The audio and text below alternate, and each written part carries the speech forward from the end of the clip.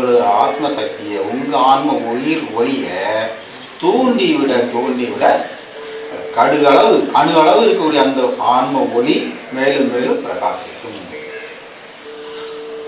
அது மேலும் மேலும் வளர்ந்தாதான் இங்க இருந்து இவ்வளவு இடத்துக்கு வரணும்.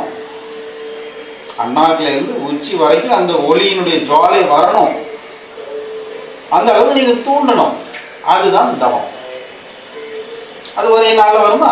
கொஞ்சம் கொஞ்சமா தோண்டி தோண்டி தோண்டி தோண்டி அது பெருசாக்கிட்டே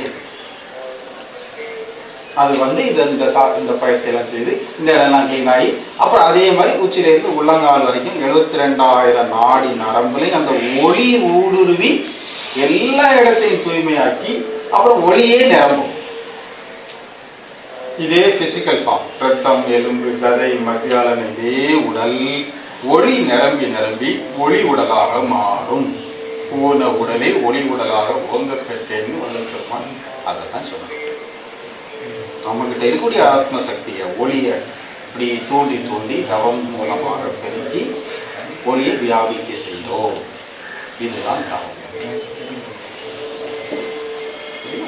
அப்ப தூண்டுறது எப்படி?